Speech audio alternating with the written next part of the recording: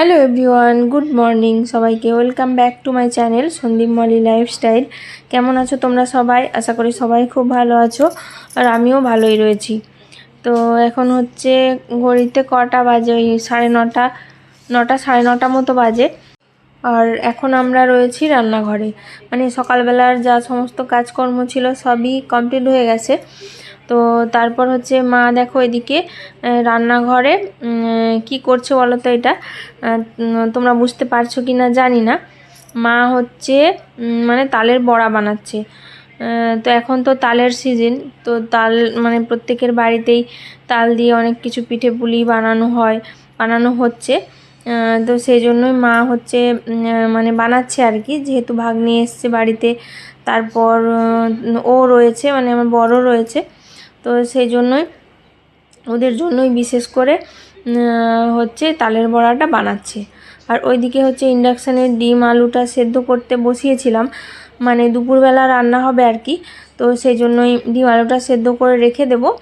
তো পরে স্নান টান করে খাওয়া দাওয়া করে তারপর হচ্ছে রান্নাবান্না বসাবো, এরকম আর কি।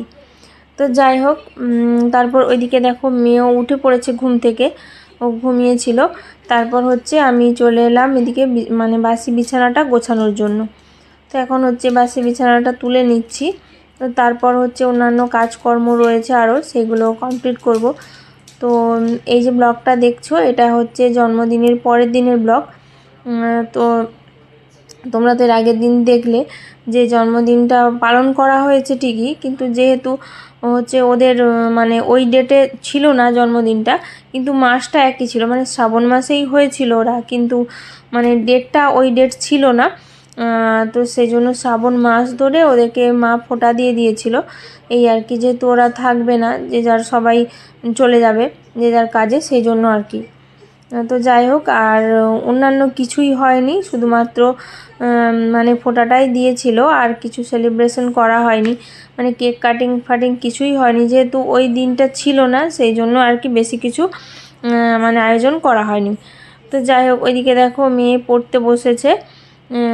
তো মেয়েরা হচ্ছে মানে এক্সাম শুরু হয়ে গেছে, তো মোট ওর 4 দিন ধরে মানে এক্সাম চলবে। তো এর আগে 2টো পরীক্ষা ছিল, ওটা হয়ে গেছিলো, মানে 2টো পরীক্ষা আগেই হয়ে গেছে, অনেক দিন আগে।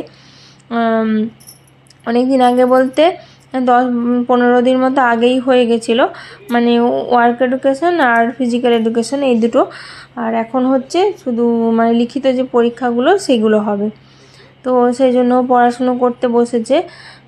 তো বিছানাটা ওইভাবে যেহেতু পড়েছিল, তো আমি এক সাইড দিয়ে মানে ও যেহেতু বসে রয়েছে, তো সেই জন্য আমি মানে এক সাইড থেকে গিয়ে আমি বিছানাটা গুছিয়ে নিলাম। আর হচ্ছে তোমার দাদাভাই বাড়িতে নেই, ও একটু বাইরের দিকে রয়েছে, মানে এই আর কি। আর সবাই যে যার কাজকর্ম করছে। আর কি বলতো, আজকে রান্নাবান্নারও অতটা তোড়জোড় নেই।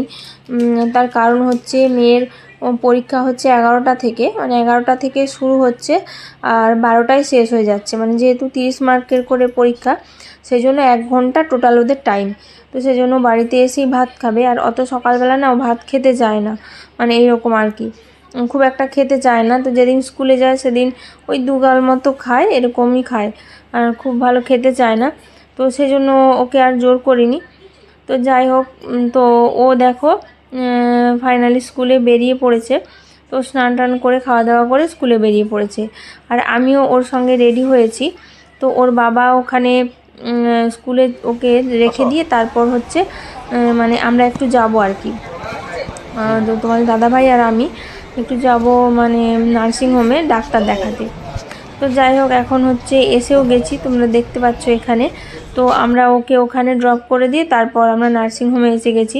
তো এসে দেখছি যে ডাক্তারবাবু তখনও পর্যন্ত আসেননি, মানে ওনার একটুখানি দেরি হচ্ছে আর কি। তো সেই জন্য আমরা হচ্ছে ভীষণ গরম লাগছিল, তো তার জন্য ওখানে গিয়ে তোমাদের দাদাভাই বললো তুমি কিছু খাও। তো তারপর আমি ওখানে গিয়ে মানে একটা আইসক্রিম খেয়েছিলাম শুধু, আর কিছু খেতে ইচ্ছে করছিল না। তো যাই হোক, ওখানে ডক্টর ফাইনালি দেখালাম। তো ডক্টর দেখিয়ে তারপর হচ্ছে আমরা বাড়িতে চলে এসেছিলাম। বাড়িতে এসে খাওয়া দাওয়া করে নিয়েছিলাম, মানে দুপুরের খাওয়া দাওয়া আর কি। তো তারপর হচ্ছে দেখো আমাদের তো খাওয়া দাওয়া কমপ্লিট হয়ে গেছিলো। তারপর তোমাদের দাদাভাই এখন বেরিয়েছে, একটু আমাদের যে 4 চাকাটা ছিল সেটা একটু প্রবলেম দেখা দিয়েছে, তো সেটাই এখন ঠিক করতে নিয়ে যাচ্ছে। তো মানে ওর আর রেস্ট হয়নি, তো আমি খাওয়া দাওয়া করে বাড়িতে রেস্ট করেছিলাম, তো ওর আর রেস্ট করা হয়নি, ও খাওয়া দাওয়া করেই বেরিয়ে গেছিলো। তো এরকম আর কি। তো তারপর দেখো আমি গেটটা বন্ধ করে দিয়ে মানে ঘরের মধ্যে চলে এলাম। তো দেখো তোমাদেরকে তো মানে দেখালাম যে তোমাদের দাদাভাই চলে গেল, তো গাড়ির কিছু কাজ রয়েছে বোধ হয় যতদূর সম্ভব, ওই জন্যই গেল। কেননা ওকে মানে একটা দাদা রয়েছে, তো সে হচ্ছে ওকে ফোন করে ডাকলো গাড়িটা নিয়ে। তো আমাদের না গাড়ির ভেতরে যে এসিটা রয়েছে, তো এসিটার একটুখানি প্রবলেম হচ্ছে এই ব্যাপার আর কি, তো সেই জন্য ওকে ডাকলো। তো মনে হচ্ছে গাড়ির ব্যাপারে মানে গাড়িটা ঠিক করার ব্যাপারে ডাকলো আর কি।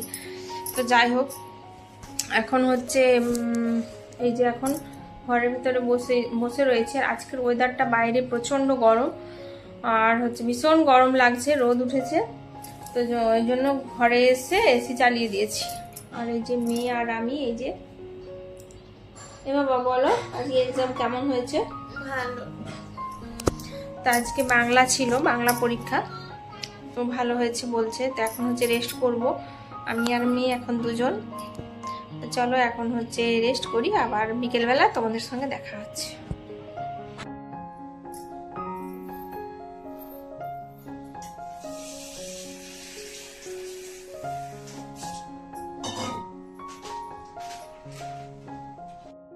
তো যাই হোক, দুপুরের পর থেকে দেখো আর কোনো রকম ভিডিও করতে পারিনি।